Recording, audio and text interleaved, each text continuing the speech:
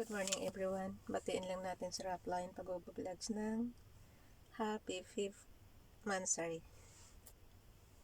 Ang totoong araw kasi ngayon is March 4. Nag-start tayo ng October 2020. So,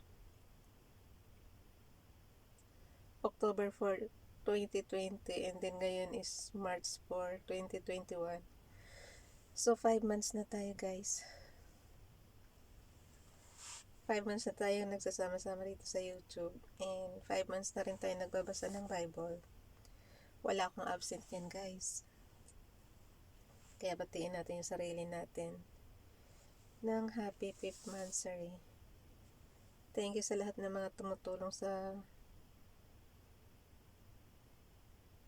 akin doon sa aking YouTube channel. Lalong-lalo na kay sa YTC ni Rax Dalton. Thank you so much Raquel. And kay Sis Michi. Yung mga nag-iiwan sa akin ng dyan guys, ng mga comments. Yun, thank you so much sa mga tulong niyo. And syempre kahit hindi pa tayo monetize, improving naman tayo guys, kahit paano. Basta thank you sa lahat ng tumulong. Alam nyo na, lalo na yung mga viewers ko na kahit hindi kayo subscribers ko, nanonood pa rin kayo. Thank you so much. God bless us all. God bless Rapline pag-vlogs. Wish you always be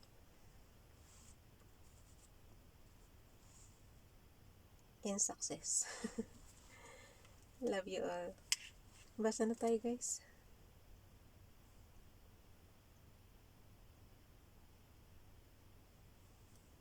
Pero ang ating babasahin is pang March, na siya guys, pang March 13. Advance na tayo ng 10 araw. Pero mo sa loob ng 5 months is wala akong absent. So matatapos talaga natin yung video natin guys in 1 year. 365 videos. Naka 165 na yata tayo. So 200 plus pa. Ay 200 pa. Pero babalikan ko sa babalikan ko yung umpisa kasi walang sound. So, maaring yung pang October 4 natin, uulitin natin yun sa huli. So, guys, basa na Deuteronomy 20, 21, and 22 and Mark 13, 21 to 37. Yung karugtong kahapon to. So, March 13. Pero mo March 13 lang ngayon tapos March 13. March 4 lang ngayon tapos yung babasahin natin pang March 13 na. Diba super saya? Super advance. March 13, 2021. Going to war. Ito yung conflict masyado sa atin. Nag-reaction agad, hindi pa nag-umpisa. Hindi guys, mag-reaction lang tayo going to war. Diba ang 10 commandments ni Moses is do not kill. Dito naman going to war. So, ibig sabihin, patayan pa rin. So, umpisa pa lang ng basahin natin, nag-reaction agad ako. Wala lang. Ganun talaga, pag nagbabasa ka ng books, may reaction talaga kaagad. Ako lang pala. Basta na. When you go to war against your enemies and see horses and chariots and an army greater than yours, do not be afraid of them, because the Lord your God, who brought you up out of Egypt, will be with you. When you are about to go into battle, the priest shall come forward and address the army. He shall say, Hear, O Israel, today you are going into battle against your enemies. Do not be faint-hearted or afraid. Do not be terrified or give way to panic before them. For the Lord your God is the one who goes with you to fight for you against your enemies to give you victory. The officer shall say to the army, Has anyone built a new house and not dedicated it let him go home, or he may die in battle, and someone else may dedicate it. Has anyone planted a vineyard and not begun to enjoy it? Let him go home, or may die in battle, and someone else enjoy it. Has anyone become pledged to a woman and not married her? Let him go home, or he may die in battle, and someone else marry her. Ala, yung mga nangangakong magpapakasal dyan. Then the officer shall add,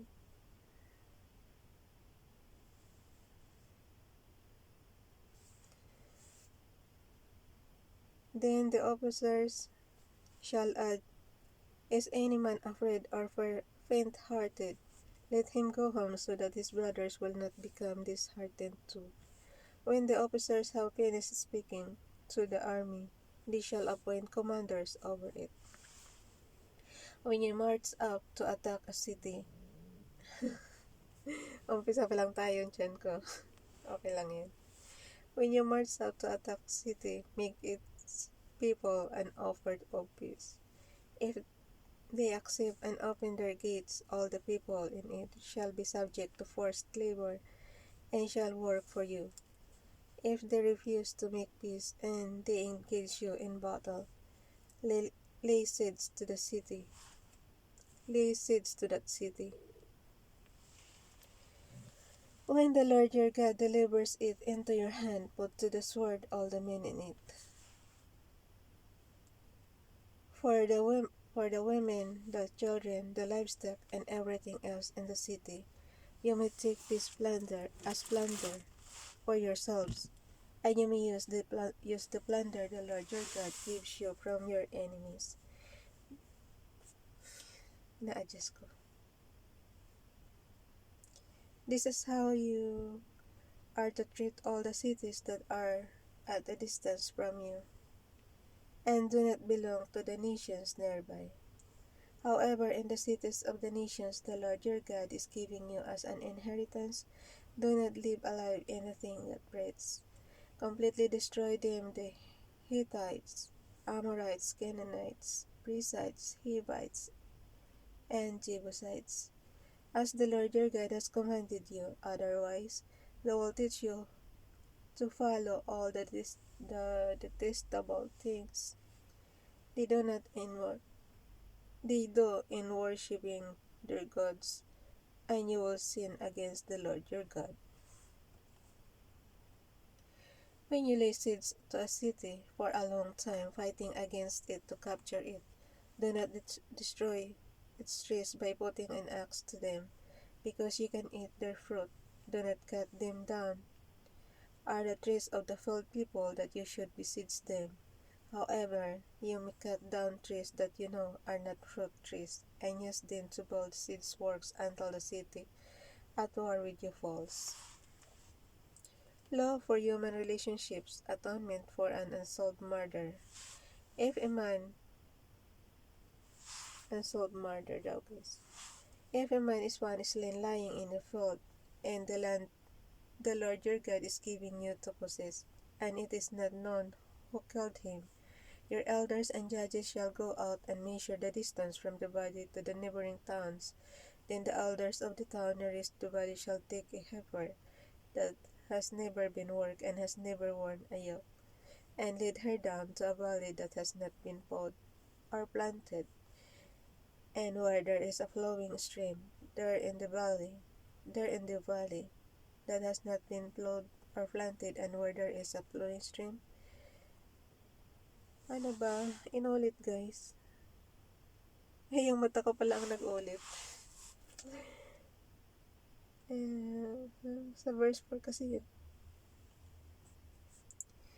There in the valley, they are to break the heifer's neck.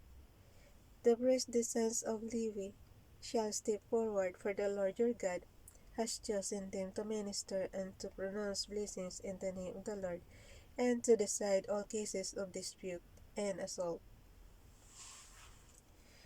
Then all the elders of the town nearest the body shall wash their hands over the heifer whose neck was broken in the valley, and they shall declare, Our hands did not shed this blood, nor did not did our eyes see it done. Accept this atonement for your people Israel, whom you have redeemed, O Lord, and do not hold your people guilty of the blood of an innocent man, and the bloodshed will be atoned for. So you will purge from yourselves the guilt of shedding innocent blood, since you have done what is right in the eyes of the Lord. Paano yung iba, di ba, inaano lang, yung alam mo yung mga salvaging guys, yun ang mga sinasalvage. So, syempre, itatapon lang yung kung saan-saan. So, ang ano pala is yung neighboring town. Ang parang gagawa ng kung sino yung kalapit ng tinapunan. Wawa naman. Sila yung magsasacrifice. Marrying a captive woman. When you go to war against your enemies and the Lord your God delivers them into your hands and you take captives, if you notice among the captives a beautiful woman and attractive to her, you may take her as your wife. Hala. Kasawahin yung mga captive woman nila. Bring her into your home and have her shave her head, trim her nails, and put aside the clothes she was wearing when captured. After she was, pag maganda lang naman guys, beautiful woman and are attractive to her. So dito na tayo sa verse 13. And put aside the clothes she was wearing when captured. After she has lived in your house and mourned her father and mother for a full month, then you may go to her and be her husband, and she shall be your wife. If you are not pleased with her, let her go wherever she wishes. You must not sell her or treat her as a slave, since you have dishonored her. The right of the firstborn. If a man, sa verse 15 guys, if a man has two wives, ito yung sinasabi ko eh. Guys, nakalagay din sa Ten Commandments, do not commit adultery. Pero dito naman sa Bible, pag lalaki, allowed siya. Sa babae lang talaga masyadong kinokondemn. Basahin niyo ulit yung verse 15. If a man has two wives, and he loves one but not the other, and both bear him sons, but the firstborn is the son of the wife he does not love. Parang story lang ni Israel, ni Jacob guys. 'Di ba ang mahal niya talaga is si Rachel. Tapos ang binigay sa kanya si Leah. Tapos hindi pa sila nagkaanak. What I mean is basta conflict din masyado. Kasi nga hindi nagkaanak si Rachel. Binigay yung maid servant. Tapos binigay rin yung maid servant ni Leah. So 4. Diba?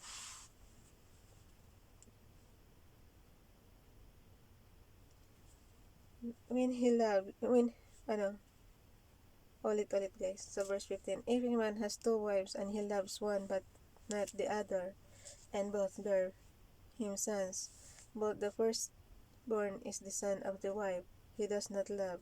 When he wills his property to his sons, he must not give the rights of the firstborn to the son of the wife he loves, in preference to his actual firstborn, the son of the wife he does not love. Ano ba? Kayo na mag-intindi niyan guys, o kaya mga expert na ang mag-ano dyan. Hindi ko yung reaction ko. Kasi nga, do not commit adultery, pero dito, allowed siya sa lalaki. He must not acknowledge the son of his unloved wife as the firstborn by giving him a double share of all he has. That son is the first sign of his father's strength. The right of the firstborn belongs to him. A rebellious son. If a man has a stubborn and rebellious son who does not obey his father and mother and will not listen to them when they discipline him, his father... Wait muna guys. Inom muna tayo. Napagod agad. Inom muna tayo tubig. Mahaba-haba pa oh.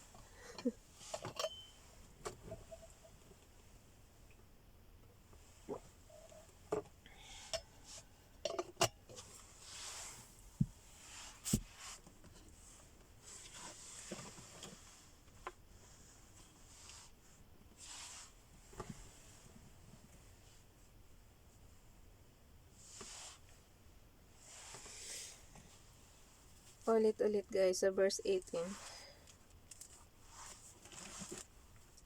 A rebellious son.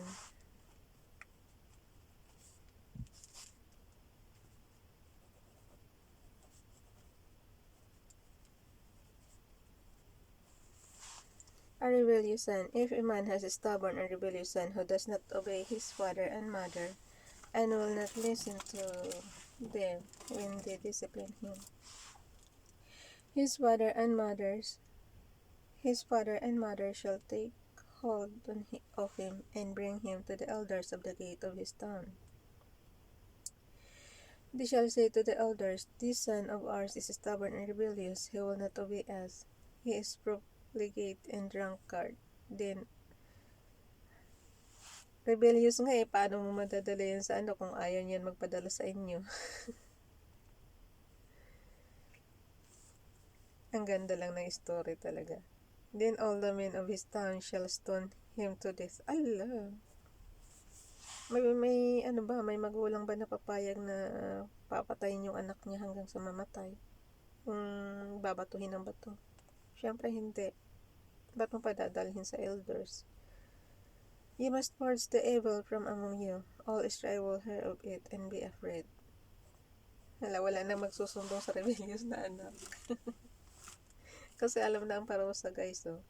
Then all the men of his town shall stone him to death.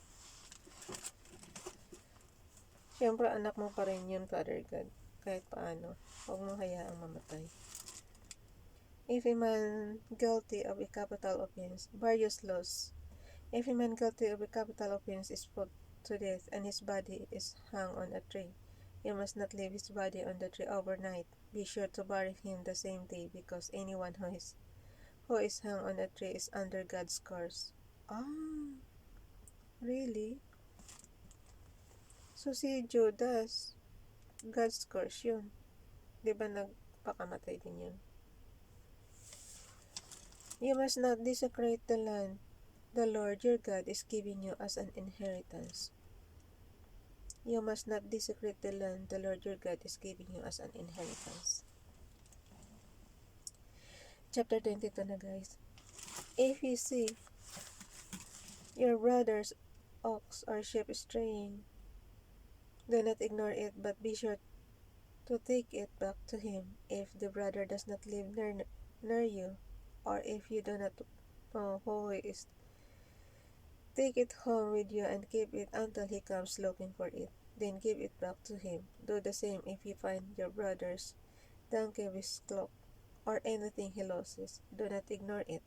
If you see your brother's donkey or his ox falling on the road, do not ignore it. Help him get it to its feet. A woman must not wear men's clothing. Hala. Ito na guys oh. Sa verse 5 ng chapter 22 Deuteronomy, a woman must not wear men's clothing, nor a man wear women's clothing, for the Lord your God detests anyone who does this. So bawal guys magsuot ng pambabae ang lalaki, at ang lalaki naman is bawal magsuot ng pambabaeng damit. For the Lord your God detests anyone who does this. If you come across bird's nest beside the road either. Sabi ko sa inyo guys eh, napakaraming batas ni Moses. Napakaraming bawal bukod doon sa mga 10 commandments. Kasi yung 10 commandments is, ano lang yun, major lang yun. Pero ito oh, a woman must not wear men's, so bawal pa rin siya. A woman must not wear men's clothing, nor a man's wear women's. So, ang pagkakaintindi ko, hindi lang 10 commandments ang batas ni Moses. Napakaraming batas. Kita mo, pati yung anak na rebellious, babatuhin hanggang sa mamatay. So, batas na rin yan. Ito namang babae, bawal magsuot ng panlalaking damit, o yung lalaki bawal magsuot ng pambabaeng damit. So, batas na rin yan. Bawal na rin.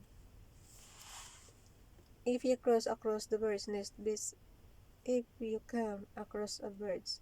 beside the road, either as pero walang kaparusahan guys eh. Detestable lang siya pero walang kaparusahan. Either, hindi katulad doon sa rebellious son. Tapos yung mga nakikitang yung mga o sa mga lost and found natin. So, kailangan ibalik sa may-ari.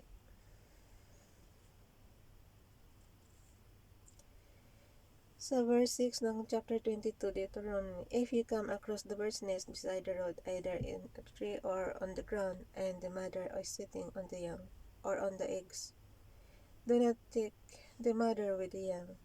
You may take the young, but be sure to let the mother go, so that it may go well with you, and you may have a long life.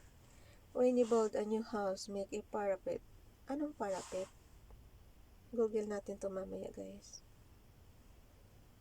Sa verse 8, when you build a new house, make a parapet around your roof, so that you may not bring the guilt of bloodshed on your house. If someone falls from the check ko yung parapet. Hindi ko maintindihan yun guys eh. Ngayon lang ako naka-encounter yun. When you build a new house, make a parapet around your roof, so that you may not bring the guilt of bloodshed on your house if someone falls from the roof. Do not plant 2 kinds of seed in your vineyard. If you do not only the crops you plant, but also the fruit of the vineyard will be defiled. Bakit bawal? Kahit sa field, nabasa ko na rin to dati guys eh. Do not plant 2 kinds of seed in your vineyard. Do not plow with an ox. Hindi ko alam kung bakit bawal yan. Mga expert alam yata to eh, please. As in naman may magko-comment sa mga expert natin dyan. Do not plow with an ox and donkey. Here. Do not plow with an ox and a donkey yoke together. Do not wear clothes of wool and linen woven together. Make tassels on the 4 corners of the cloak you wear. Ayokong intindihan guys, hindi ko maintindihan eh. Marriage violations. Dito tayo sa marriage violations. Every man take a wife, and after lying with her dislikes her, and slanders her, and gives her a bad name, saying, I married this woman, but when I approached her, I did not find proof of her virginity. OMG. Ito na guys. Then the girl's father and mother shall bring proof that she was a virgin to the town's elders at the gate. So, nung araw is issue talaga ang virginity ng isang babae. So, pag inalaw ka na ng lalaki, pag inasawa ka at ma-find out niya na hindi ka na virgin,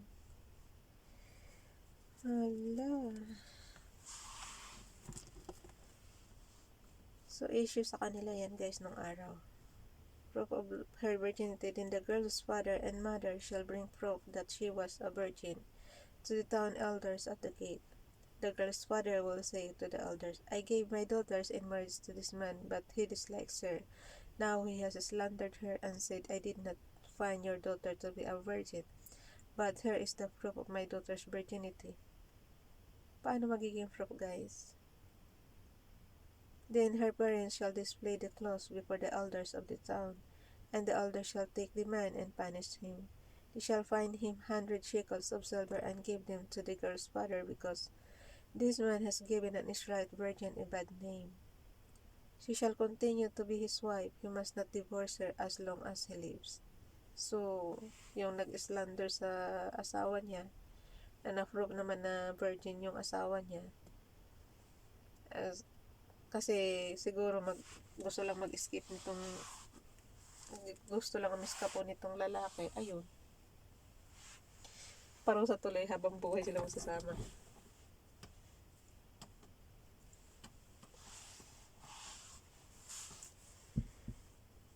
If, however, the charge is true and no proof of the girl's virginity can be found, she shall be found mahulog eh. If, however, sa verse 20 guys, if, however, the charge is true and no proof of the girl's virginity can be found, she shall be brought to the door of her father's house, and there the men of her town shall stone her to death. OMG. Big issue ba talaga itong virginity guys? I think sa generation natin ngayon, hindi na, may nag-aasawa ng ano yung nabasa natin dito na yung story ng 7 magkakapatid na widow, tapos inasawa ng kapatid ulit hanggang sa mamatay ulit. So, hindi na virgin syempre yun. Pero dito issue talaga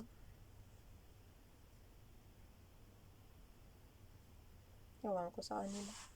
Basta sa generation natin ngayon guys, hindi na siya big issue.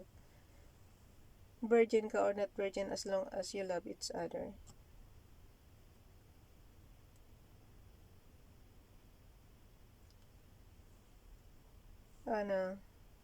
Ulit. If, however, the charge is true and no proof. Bilis na guys. Trabaho na tayo. If, however, the charge is true and no proof of the girl's virginity can be found, she shall be brought to the door of her father's house, and there the men of her town shall stone her to death. Kawawa naman. She has done disgraceful thing in Israel by being promiscuous while still in her father's house. You must purge the evil from among you. Sabi ko sa inyo, napakahigpit ng batas ni Moses Sa generation kasi natin ngayon guys, wala, ang dami ko nang nakikitang mag-asawa na hindi naman kailangan virgin. Di ba nga yung karamihan naman ngayon is nag-asawa ulit yung mga nawiwi doon na, or nag-asawa ulit yung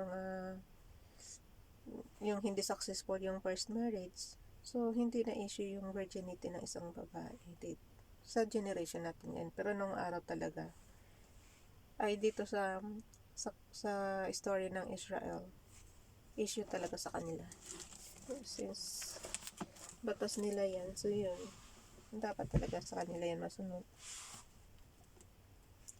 Verse 22. If a man is found sleeping with another man's wife, if a man is found sleeping with another man's wife, both the man who sleep with her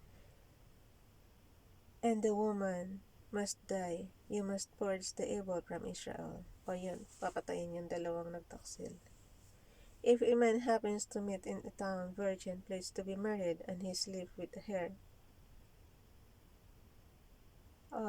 if a man happens to meet in a town a virgin pledged to be married, and he sleeps with her, you shall take both of them to the gate of the town, and stone them to death, the girl because she was in the town and did not scream for help, and the man because he violated other man's wife. You must purge the evil from among you. But if out in the country a man happens to meet a girl pledged to be married and rapes her, only the man who has done this shall die. Do nothing to the girl. Syempre rape yan Do nothing to the girl. She has committed to sin deserving. Do not do to the girl. She has committed no sin deserving death. Tama. This case is like that of someone who attacks and murders his neighbor, for the man found the girl out in the country, and though the betrothed girl screamed, there was no one to rescue her. Yan yung rape case guys. So, ng rape dapat patayin. If a man happens to meet a virgin who is not pledged to be married and rapes her, and they are discovered, He shall pay the girl's father 50 shekels of silver. He must marry the girl, for he has violated her. Girl, huwag ka nang makipag-marry dito. Sana ni-rape ka na nga eh. Kahit bayaran yung father, guys, so 50 shekels. Pero kailangan daw, he must marry the girl, for he has violated her. He can never divorce her as long as he lives. A man is not to marry his father's wife. A man is not to marry his father's wife. He must not dishonor his father's bed. So, hindi pwedeng asawahin ng lalaki ang asawa ng kanyang tatay. So, parang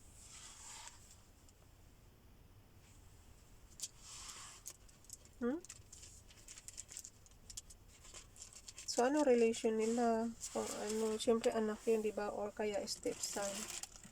So, bawal. Dito na tayo sa Mark.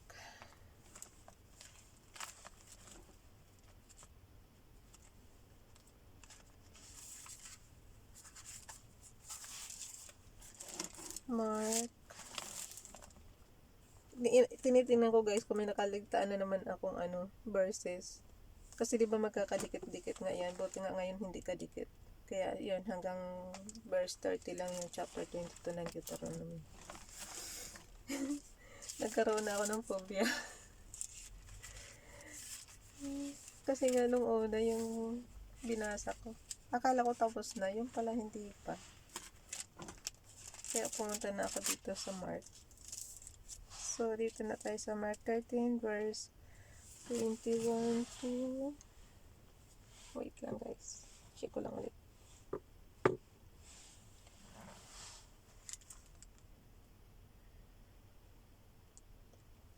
$37. 13:21 to 37 ng Mark. 35, 36, 37 sa hanggang dito. Ay, sorry. Sabi ko sa inyo, sobrang nipis, oh. Isang ano lang ng ballpen na punit, guys.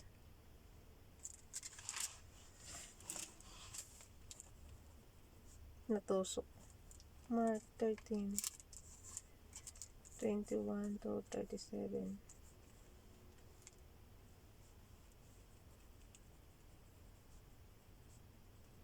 Matatapos tong Bible na to na binabasa ko, puno ng sulat, guys.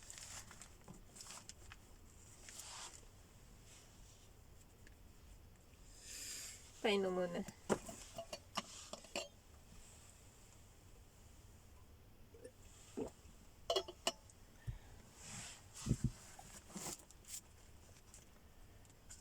Verse 21.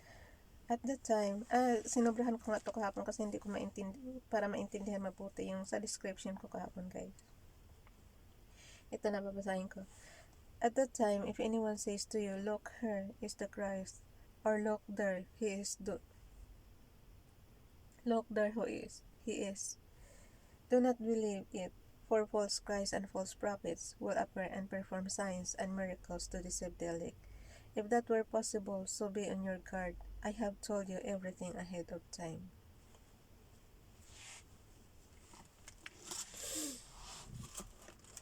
Jesus tells about his return. But in those days following the distress, the sun will be darkened, and the moon will not give its light. The stars will fall from the sky, and the heavenly bodies will be shaken. At the time, men will see to the Son of Man coming in clouds with great power and glory, and he will send his angel and gather his elect from the four winds, from the ends of the earth to the ends of the heavens. Now learn this lesson from the fig tree. As soon as its twigs get tender and its leaves come out, you know that summer is near. Even so, when you see these things happening, you know that it is near, right at the door. I tell you the truth, this generation will certainly not pass away until all these things have happened. Heaven and earth will pass away, but my words will never pass away.